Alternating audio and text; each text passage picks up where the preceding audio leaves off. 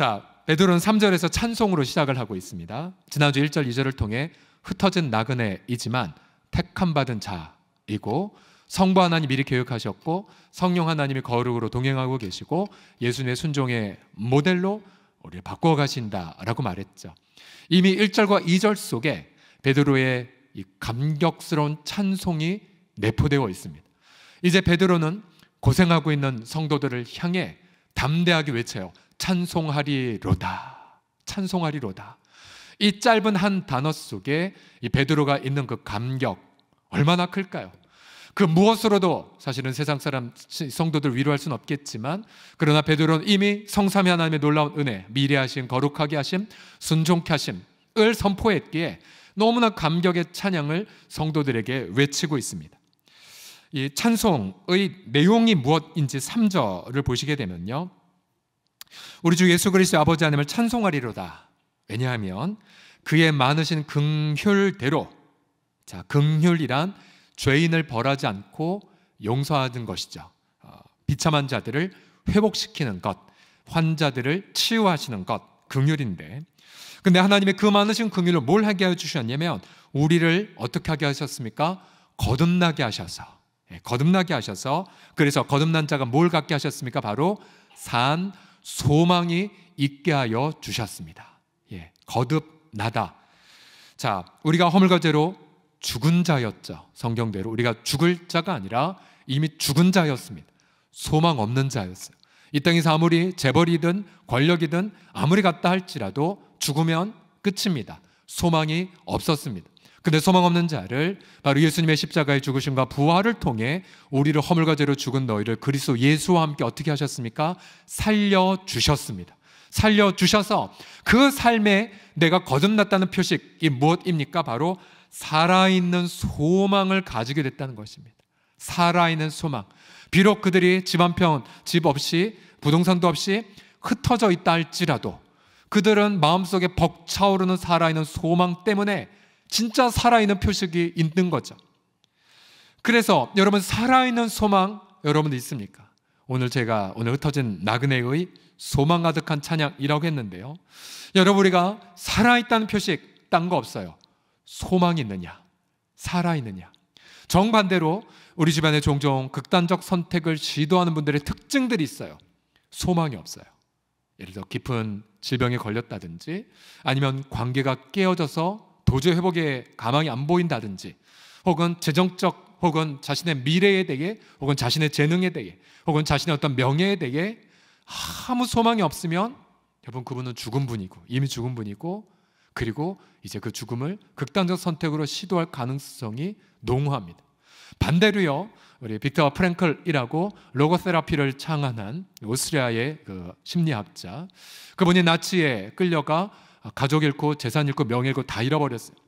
그럼에도 불구하고 그가 수용소에서 보니까 미래에 대한 기대가 있는 자들은 살아남는다는 거예요. 오늘도 날씨가 너무나 아름다웠는데 여러분, 소망 있는 자는 비록 수용소에 있어도 하늘의 맑은 하늘을 바라보고 너무나도 기뻐하며, 그래, 내 미래가 이렇게 될 거야, 기대감을 가져요. 혹시 오늘 하루 온종일 하늘도 안 보고 땅바닥만 보고 다니신 분들 회개하셔야 돼요. 너무나도 아름다운 날씨. 우리 느껴야 돼요. 우리 하나님이 예수 안에서 우리 이렇게 해처럼 빛나게 하시겠구나. 혹은 의의 태양 되신 예수님께서 우리에게 날마다 치유하는 광선을 베푸시겠구나. 우리 이렇게 묵상하면서 하루를 기쁨으로 보낼 수가 있죠. 그래서 수용소 안에서도 소망 있는 자는 노을을 보고 노래하고요, 또 나치가 너희 몸속에는 이를 잡으라 라고 주는 그 잠깐의 찰나의 시간을 행복한 축제로 받아들이고요, 그리고 이 학자는 빅터 크렘 끊임없이 이렇게 상상했대요. 내가 언젠가는 다시 학회에 나아가 강연하겠지. 이런 기대감, 미래에 대한 소망. 여러분, 그러고 보면 우리 예수 믿는 성도들 특징이 있죠.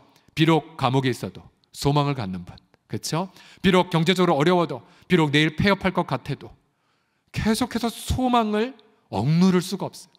그래서 소망 덕분에 나이가 많이 드셨다 할지라도 그분은 살아있는 분이 있고요, 요즘 종종 우리 교회 청년들은 아니겠지만 나이는 분명히 10대, 20대에도 불구하고 소망이 하나도 없는 분들이 있어요. 기대가 없어요. 이미 그는 살았으나 이미 죽은 분들이죠. 죽은 분들. 여러분, 성경에 대표적 소망의 사람이 있다면 아브라함이죠. 아브라함.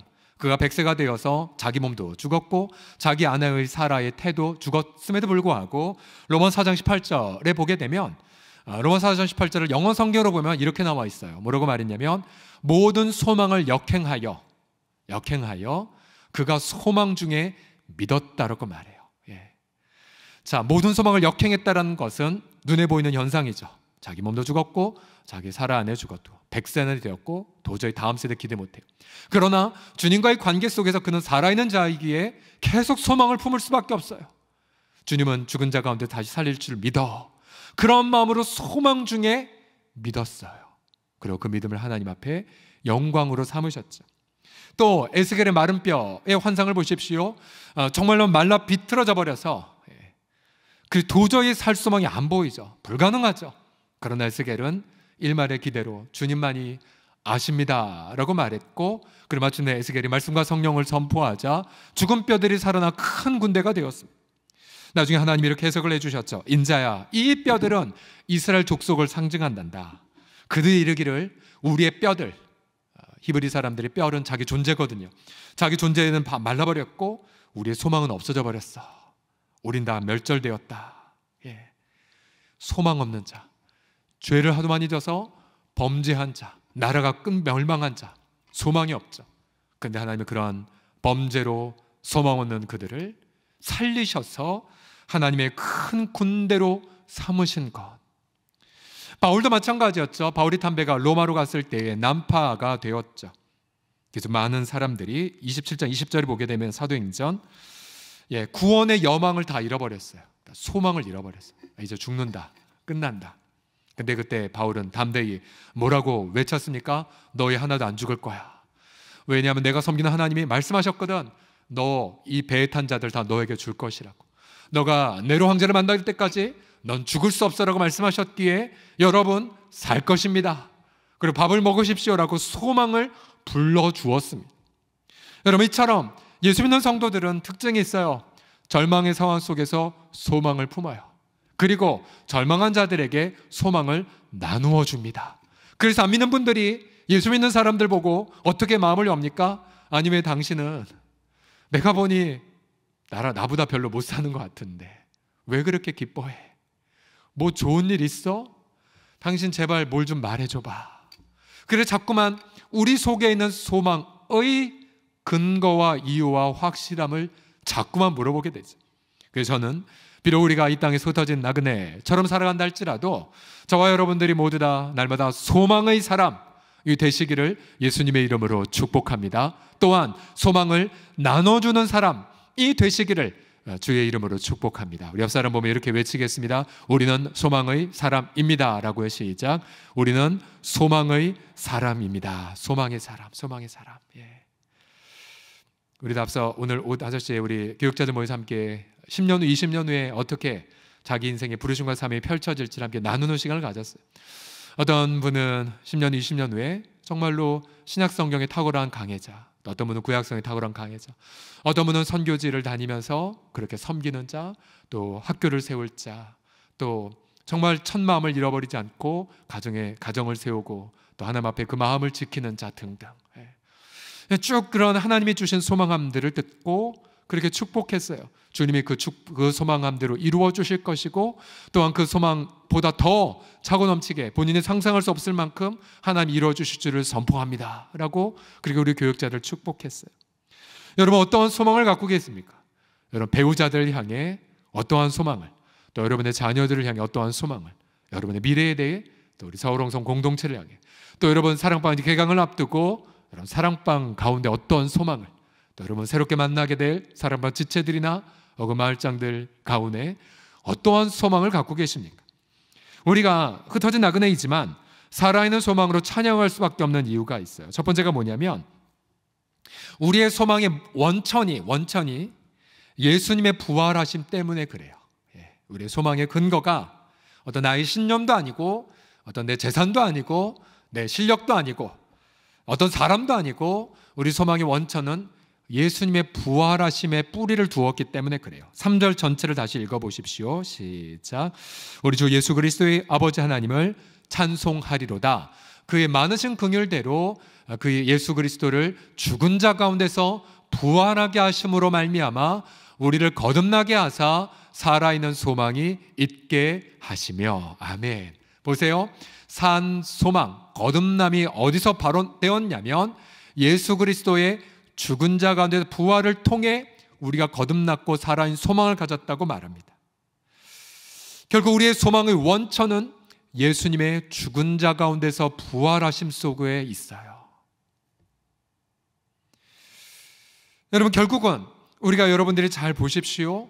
우리가 때론 인생에 부부관계가 흔들리고 또 자녀에 대해서 크게 실망하고 또한 자신의 건강도 무너지고 또한 여러 가지가 깨어졌을 때 여러분, 그때 중요한 테스트에 합격하셔야 돼요. 어떤 테스트의 질문이냐면 이거죠. 너 그동안 뭘 소망하며 살았니? 네 살아있는 소망의 근거가 뭐야? 네 소망의 원천이 뭐야? 의외로 저를 비롯한 우리 많은 성도들이 소망의 원천을 예수님께 두지 않고 다른 무언가에 둘 때가 아주 많습니다. 아주 많아요. 그래서 우리는 그 무언가를 의지하는 것들이 연단 속에 와르르 무너지게 되죠. 우리 하나님의 사랑하심을 받은 사람일수록 그렇게 다 무너지게 돼요. 우리가 종종 예수 믿으면 집안 망한다라는 속설이 있었지 않았습니까? 근데 왜 그러고 보면 이런 부분들 때문이죠. 실제로 망하는 것이 아니라 바로 주님 말고 부활 말고 소망의 근거들을 주님은 다 사라지게 만드십니다. 그럼 우리는 괴롭죠. 힘들죠. 그러나 그때 우리는 정답을 빨리 고백하셔야 돼요. 주님, 내가 살든지 죽든지 주님만이 나의 참 소망이십니다.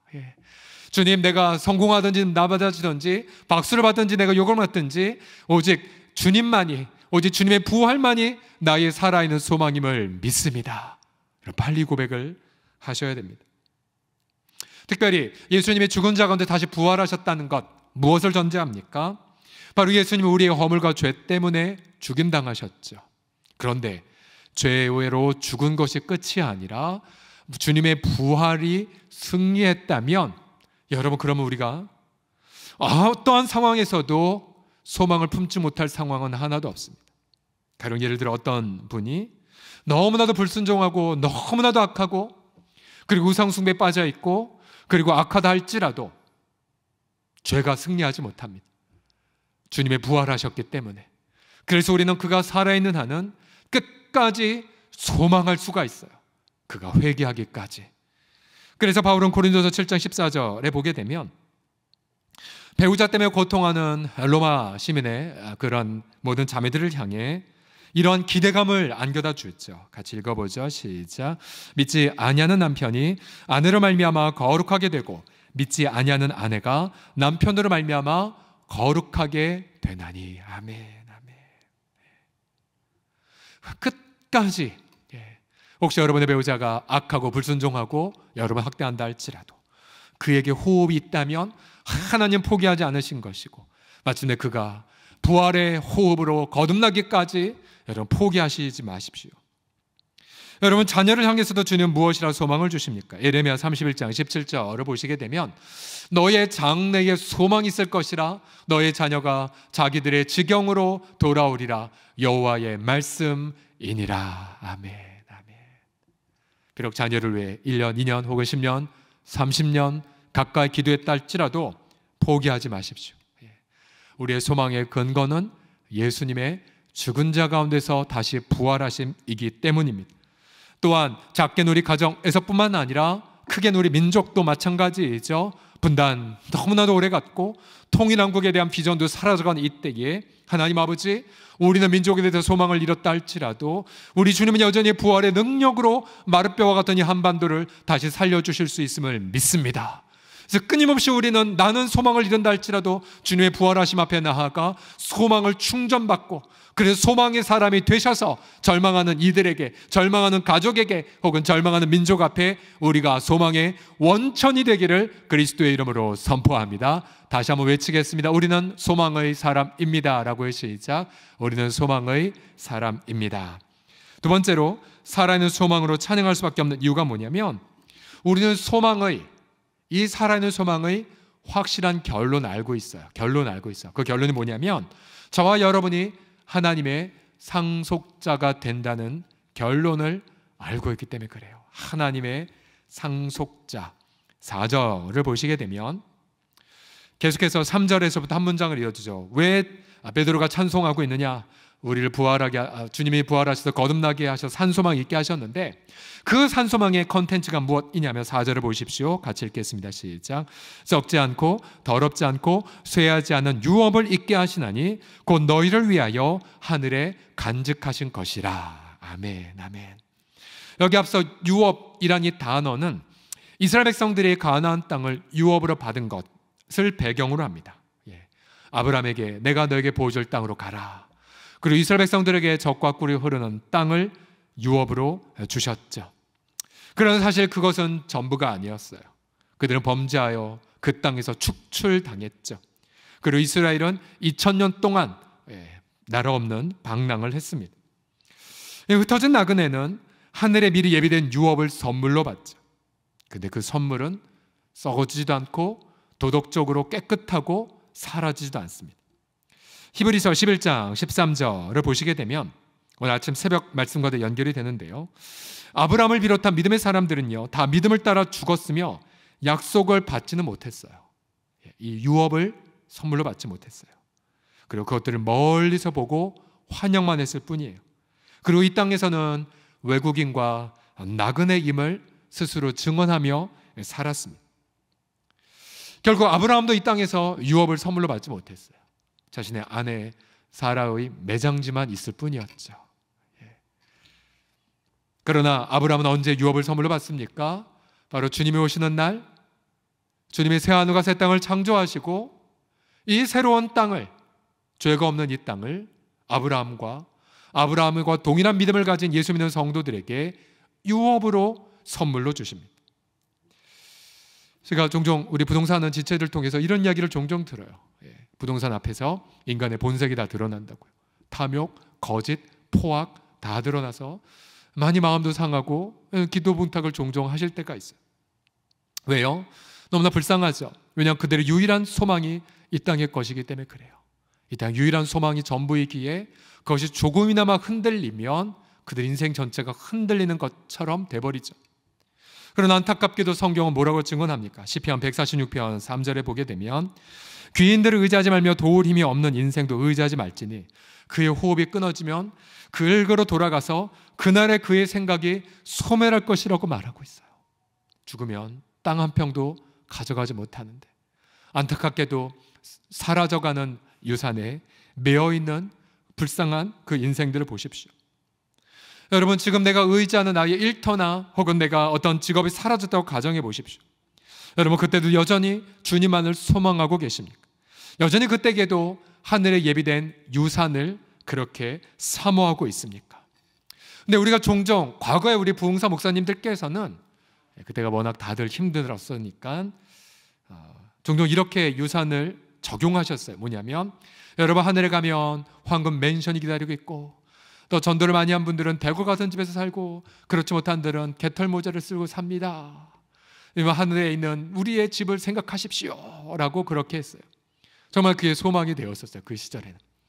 그러나 더 우리가 깊이 들어간다면 여러분, 주님이 예비하신 썩지 않고 더럽지 않고 쇠하지 않은 유산의 그 정체는 무엇일까? 정체. 분명 물리적인 땅도 있겠고 또 어떤 물리적인 누림도 분명히 있을 것이지만 그러나 좀 더 구약 성경부터 신약까지를 좀 더 전체적으로 묵상해 보면 우리는 좀 더 우리에게 와닿게 두 가지로 적용할 수가 있어요. 첫 번째로 뭐냐면요, 썩지 않고 더럽지 않고 쇠하지 않은 유산이 뭔지 아십니까? 그것은 바로 하나님 자신이에요. 하나님 자신.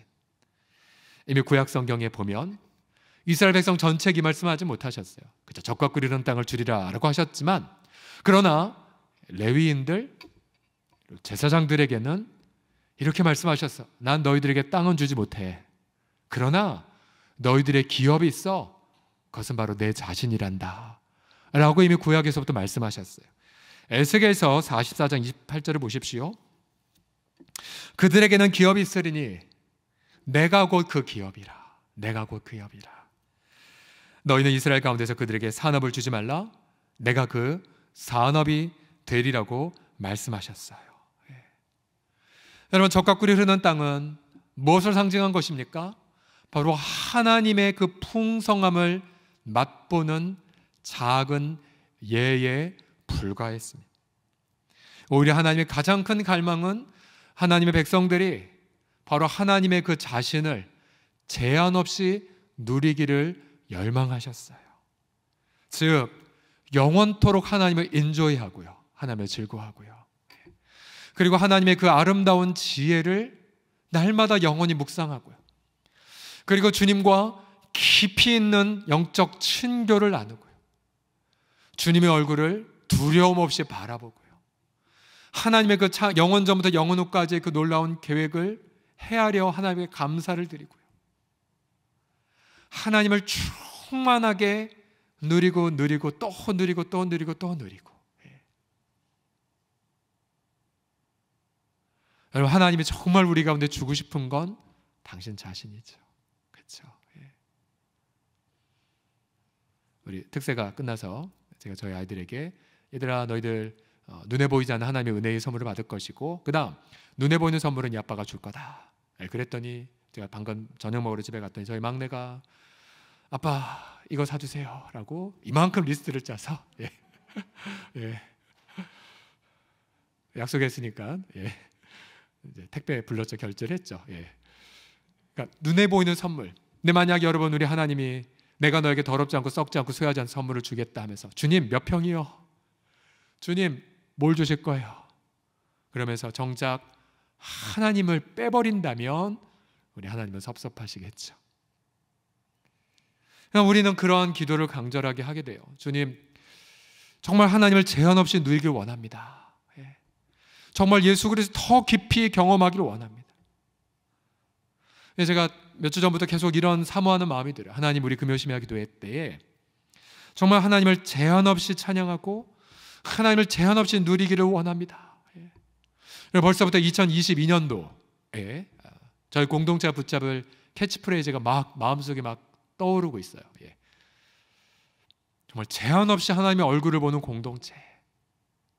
그래서 여러분, 세상적 관점으로 보면 내가 다른 사람들보다 뭔가 부족하고 결핍되어 있고 그리고 이루지 못했을지 모르지만, 여러분, 우리는 영적 질투심을 가져서 저와 여러분이 정말로 예수 그리스도 안에서 하나님을 누림에 있어서는 그 어떠한 성도보다도 더 많이 하나님을 누리는, 그 어떠한 성도보다도 예수님을 더 닮아가는, 그 어떠한 성도보다도 성령님의 능력을 깊이 전인격적으로 체험하는 저와 우리들이 다 되시기를 그리스도의 이름으로 축복합니다. 또 이 썩지 않고 더럽지 않고 쇠하지 않은 기업, 또 하나 기초적으로 묵상할 부분은 바로 사람이에요. 사람. 변화된 성도, 나 때문에 변화된 성도들. 사도 바울을 예로 들면요, 바울은 여러 번 주님 오실 때 자신이 받을 상급을 바로 사람이라고 고백을 했어요. 가령 대표적으로 데살로니가전서 2장 19, 20절을 보시게 되면 같이 읽어보죠. 시작. 우리의 소망이나 기쁨이나 자랑의 면류관이 무엇이냐? 그가 강림하실 때 우리 주 예수 앞에 너희가 아니냐? 너희는 우리의 영광이요 기쁨이니라. 아멘. 아멘. 그럼 생각해 보십시오. 절망한 자가 우리가 전한 예수님을 통해 소망을 가졌어요. 그리고 또 그분도 또 다른 분에게 소망을 나눠주는 분이 되셨어요. 그러면 여러분, 주님 오시는 날 우리가 받을 유산이 누구예요? 이분이에요. 이분. 나 때문에 변화받은 사람의 영혼. 우리가 여러분 앞으로 살아갈 나날들이 1년일지 100년일지 아무도 모르지만, 그러나 내 미래 계획을 이렇게 설정해 보십시오. 주님, 제가 나를 통하여 절망한 자가 소망하는 자로 바뀌는 일에 내가 최선을 다해 내 남은 생애를 바치겠나이다. 여러분, 그렇게 나 때문에 변화된 사람들만큼 여러분, 그것이 바로 내가 하늘에서 영원토록 누릴 나의 유산이 되고 나의 면류관이 되고 나의 기업이 됩니다. 여러분, 천국 가면은 줄서기를 할 수가 있죠. 즉, 나 때문에 예수 믿은 사람 제 대 뒤에 쓰고요, 나 때문에 소망을 가진 사람 제 뒤에 쓰게 돼요. 그리고 그 천국에서 줄 선 그 내 뒤에는 서 있는 사람들만큼 그게 바로 내가 영원히 누릴 나의 기업이 돼요. 나의 기업이 돼요. 전도 폭발의 창시자 제임스 케네디 목사님 자주 이런 고백을 하셨죠. 우리가 이 땅에서 천국 갈 때 단 2가지만 이 땅에서 가져갈 수 있습니다. 첫 번째로는 예수 믿고 구원받은 내 영혼과, 두 번째로는 내가 누군가에게 복음을 증거해서 변화받은 그 영혼만 내가 천국에 가져갈 수 있습니다 라고요. 이제 곧 다음 주에 전도 폭발 개강을 하지만 우리 가운데 우리 젊은 우리 집사님이신데 기도 제목을 부탁했었는데 그분은 이제 4단계까지 수료하신 분이고요. 4단계, 전폭 4단계. 그러니까 어떠한 순간에서도 복음을 마음껏 자유롭게 증거할 수가 있죠. 관계를 맺고 그리고 복음을 증거하는. 그러면서 기도 제목이 무엇이냐면 1년 동안 잘 준비를 해서 이제 전도 폭발 임상 훈련을 다녀오는 것이 앞으로 기도 제목입니다. 이제 전도 폭발 임상 훈련 다녀오면 이제 교사, 이제 지도자로 섬길 수가 있거든요. 굉장히 뿌듯했어요.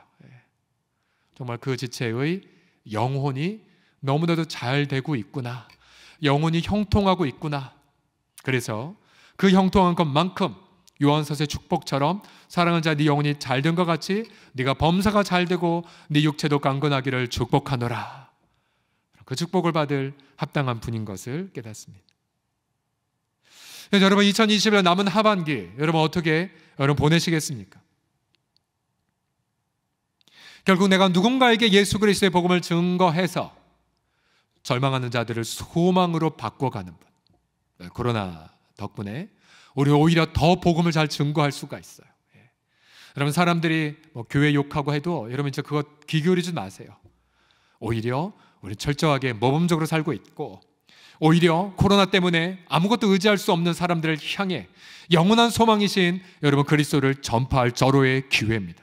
그래서 올해 하반기 남은 기간 동안 하나님 올 한 해가 가기 전 내가 정말로 적어도 한 명의 영혼에게 복음을 증거하고 내가 아버지 그들에게 복음을 들려주게 하여 주시옵소서. 지금부터 여러분 마음속에 VIP 작정하시고 그들을 잘 섬기시고 그리고 우리 하반기에 어떤 형태로든 복음을 증거할 교회적 행사 가운데에 빠짐없이 참여하셔서 여러분의 영원한 천국, 영원한 시간을 풍성한 사람의 기업으로 가득히 채워가시기를 예수님의 이름으로 축복합니다. 자, 마지막으로 살아있는 소망으로 찬양할 수밖에 없는 이유가 무엇이냐면 우리의 소망이 하나님의 능력으로 날마다 보호를 받기 때문에 그래요. 소망의 보호, 하나님의 능력이 있음을 깨달았기 때문에 그래요. 다시 5절을 보시게 되면 3절부터 하나의 거대한 문단이죠. 찬송하리로다 예수님 부활을 통해 너희를 거듭나게 해서 산 소망 있게 하셨고 그리고 살아있는 그 기업을 있게 하셨고 특별히 그걸로 끝이 아니라 그 소망을 계속해서 유지하기 위하여 하나님의 놀라운 능력으로 너희가 돌봄을 받았노라고 5절에서 말합니다. 5절 우리 천천히 같이 읽어보겠습니다. 시작. 너는 말세에 나타내기로 예비하신 구원을 얻기 위하여 믿음으로 말미암아 하나님의 능력으로 보호하심을 받았느니라. 아멘, 아멘. 말세에 나타내기로 예비한 구원이란 주님이 재림하셔서 우리 몸이 부활을 경험하고 또 그날 열방의 심판받는 그 날을 뜻하지요. 근데 그때까지 그냥 우리를 내버려 두신 것이 아니라 하나님의 능력으로 우리를 보호하십니다. 보호하세요. 하나님의 능력과 연결하는 전선은 무엇이냐면 우리의 믿음이죠. 믿음. 아, 우리 주님이 나를 철저하게 지키시는구나. 마지막 날까지. 여러분 이 5절을 깨달은 베드로가 벅차게 찬양할 수밖에 없어요. 왜요? 그 당시 흩어진 나그네, 직장에서 쫓겨나가고 마을에서 살 수 없고 순교도 이제 시작되고 소망 잃어버리잖아요. 절망할 수밖에 없죠. 예수 믿는 성도들도. 여러분 저와 여러분도 마찬가지죠. 소망이 충만했다가 우리도 사실은 희망을 잃어버릴 때가 종종 있잖아요. 그렇죠? 낙심할 때가 있잖아요. 그럼 그때 어떻게 다시 소망이 생겼어요? 잘 곰곰이 생각해 보세요. 우리 의지로는 절대 불가능했어요. 어떤 내 결심으로도 불가능했어요. 누가 옆에서 조언하는 것도 하나도 들리지 않았잖아요. 근데 그때마다 우리 하나님은 당신의 능력으로 우리에게 소망을 불어넣어 부어주십니다. 그래서 내가 그 전까진 절망했고 낙심했는데 언제 그랬다는 듯이 소망을 충만하게 받아서 다시 한번 멋지게 비상하는 삶을 살게 하십니다. 특별히 5절에 이 보호하심을 받다라는 이 단어는 군대 용어입니다. 군대 용어. 예. 군사들이 삼엄하게 지키는 그림이에요. 삼엄하게 지키는 그림. 요즘 21세로 바꾼다면 뭐 항공모함 정도가 우리를 지키는 이미지로 떠올리셔도 좋죠. 하나님의 능력으로 우리를 굳건하게 돌보심. 얼마나 든든합니까? 우리가 오늘 새벽에 은혜 받고 혹시 내가 일터에서 낙심을 했다 할지라도 여러분 믿음으로 주 앞에 나아가면 하나님의 능력으로 다시 체험받습니다. 다시 체험받고 다시 체험받고 언제까지요? 우리 부활할 때까지. 언제까지요? 주님 만날 때까지. 언제까지요? 세상 심판당하여 이제 결론이 나올 때까지. 그래서 여러분 그것을 깨달은 베드로는 찬양할 수밖에 없었어요. 찬양할 수밖에 없었어요. 사도 바울은 날마다 이 속사람을 능력으로 강건하게 하는 기도를 드렸어요. 에베소 3장 16절 다 같이 읽어봅시다. 시작. 그의 영광의 풍성함을 따라 그의 성령으로 말미암아 너희 속사람을 능력으로 강건하게 하시오며. 아멘. 그래서 제가 우리 성도들 바라볼 때마다 여러분 날마다 이 기도를 하시고 누리셨으면 좋겠어요. 우리 내면을 하나님의 능력으로 강건하게 하는 상태. 그냥 허약한 상태로 다니지 마십시오. 여러분 종종 여러분들이 물론 삶이 피곤하고 힘드셔서 그럴지 모르겠지만 능력을 잃어버린 채 오실 때가 종종 있으세요. 아니에요. 여러분 골방에 들어가셔서 하나님의 능력으로 채우기까지, 여러분 본당에 와서 부르짖으시면서 하나님의 능력으로 붙들림 받을 때까지. 저를 영적으로 지도하셨던 우리 조광채 목사님께서는 늘 이런 말씀하셨어요. 능력받기 위해는 통성기도다. 능력받기 위해 부르짖어라. 부르짖어라.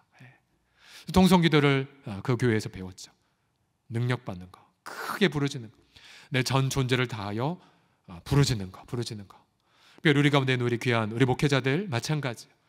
정말 하나님 앞에 뜨겁게 부르짖어서 자신이 알아요. 내 내면에 다 채워졌다. 내 속사람이 채워졌다. 안 채워졌다. 그러면 이제 쇳소리가 나오는 거죠. 쇳소리가 나와요. 본인이 알아요. 본인이 알아요. 날마다 하나님의 능력으로 채움받고 그리고 그 능력으로 소망 중에 승리하며 살아가는 부분들.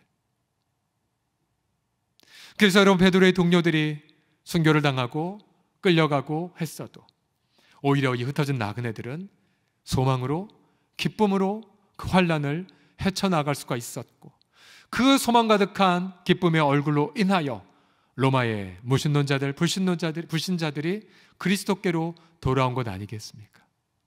저는 저와 여러분의 얼굴빛 속에 이런 소망이 가득하고 기쁨이 넘치며 그리고 하나님의 능력이 내면에서 흘러나오는 그런 하나님의 사람들 다 되시기를 그리스도의 이름으로 간절히 축복합니다. 제가 어제 우리 식구가 우리 한 평신도 선교사 가정과 좀 잠시 교제를 나누었는데요. 보안상 이분들의 사진은 보여드릴 수는 없고 지난 2년 동안 우리 공동체와 여러 가지 모습으로 교제를 하다가 이제 고향 미국으로 이제 다음 주에 이제 돌아가게 되었는데요. 아빠는 미국분, 엄마는 한국분. 그리고 이제 첫째 이제 친생녀가 이제 첫째 딸이고 저희 막내랑 이제 같이 호주초등학교를 한동안 같이 다녔었고요. 둘째는 공개 입양을 했습니다. 보육원에 가서 한국에 와서 연장아 입양, 또 그것 때문에 사실은 선교지에 있다가 한국에 이제 와서 입양을 했었던 거죠. 그리고 아름답게 이 네 식구가 잘 살다가 이제 미국으로 돌아갔고요. 이 부부는 미국에 있는 한 명문대학교 출신이에요. 그 대학교 이름이 조지아 공대인데 제가 한동안 윌리엄 린튼 선교사 가문 많이 얘기 드렸잖아요. 린튼 선교사가 나온 학교가 조지아 공대예요. 수석으로 졸업하신 분. 이 부부도 조지아 공대 출신이세요. 좋은 직장 다녔었기도 했고 그런 하나님이 주셨던 그 마음을 좇아서 비즈니스를 가지고 선교하고픈 열망으로 나라를 물색하다가 북한에 대한 마음을 품게 되었고 결국 C국을 통해 여러 가지 전문 일을 가지고 북한을 섬기는 그러한 일들을 감당을 했었습니다. 그리고 입양 부분이나 여러 가지 부분으로 한국에 왔다가 와보니 C국의 문은 닫혔고 미국 국적자에게 북한도 들어갔었지만 더 이상 북한도 들어가지 못하는 상황. 문이 다 닫혔어요. 그러니까 내일 일을 아무것도 계획할 수 없는. 그리고 이 부부가 헌신한 그 사역 정신은 철저하게 북한 성도들이었거든요. 그럼에도 불구하고 한국에 머무는 2년의 기간 동안에 열심히 한국말 배우시고 남편분께서 그래서 한국말도 이제 능숙하게 하게 되었고, 그리고 여러 가지 하나님의 깊이 만지심과 또 위로를 경험을 했습니다. 그러면 이제 미국에 가면서 여러 가지 기도 제목을 함께 서로 나누는 시간들을 가졌었는데요. 내일을 얘기할 수가 없고, 그리고 모든 분들이 다 닫혀 있음에도 불구하고 소망 중에 나아가는 부부의 삶의 모습이 제게는 무척이나 도전이 되었습니다. 제가 물어봤어요. 문이 열리면 제일 먼저 뭐 하실 거예요? 북한의 문이 열리면. 이 부부는 그렇게 쉽게 말했어요. 문이 열리면 들어가 그들과 함께 살면서 그들을 사랑하겠습니다. 그들을 사랑하겠습니다. 그 한마디에 이 부부가 얼마나 소망 가득한 분인지를 깨달을 수가 있었습니다. 정말 이 시대의 복음의 나그네구나. 나그네. 그러면서 미국에 갔다가 몇 개월 후에 다시 한국에 오게 되면 북한을 향해 중보하는 공동체와 함께 그렇게 문이 열릴 때까지 공동체에서 함께 때를 기다리겠노라고 기도 제목을 부탁했습니다. 그리고 그분이 또 저희로 해서 축복을 해주셨는데, 평강을 위해 축복을 하셨는데, 그 평강이란 단어 속에 하나님의 깊은 임재와 그들 얼마나 하나님을 경외하고 사랑하는지를 느낄 수가 있었습니다. 그러니까 전형적인 나그네였죠. 그 나그네였으나 그런 하나님 앞에 소망이 가득한 나그네. 우리 사랑하는 성도들이요, 우리 모두도 마찬가지이죠. 우리도 이 한 주간 흩어진 나그네처럼 그렇게 살았지만, 그런 날마다 주님의 택하신 받은 감격을 경험하면서 날마다 내가 소망이 넘쳐나는 사람, 그래서 우리 배우자를 향해, 우리 자녀들을 향해, 또 우리 이웃들을 향해, 민족을 앞에 소망을 나누어주는 소망 가득한 우리 나그네들, 복음의 나그네들 다 되시기를 예수님의 이름으로 축복합니다. 우리 기도합시다. 살아계신 아버지 하나님, 우리 영원한 소망 되신 주님을 송축하나이다. 우리 주님, 우리 인생이 갈수록 이 세상에 아무것도 기댈 것 없지만, 그러나 날이 갈수록 우리 화면, 믿음의 화면 가득히 우리 그리스도의 얼굴이 믿음으로 그려지나이다. 오직 주님만이 참 소망이시고 우리 주님만이 우리의 기대이시오니, 우리 주님 날마다 성령으로 임하여 주셔서 날마다 하나님 능력으로 기쁨으로 걸어가는 소망의 나그네들 되게 하여 주시옵소서. 우리 주 예수 그리스도의 이름으로 기도드립니다.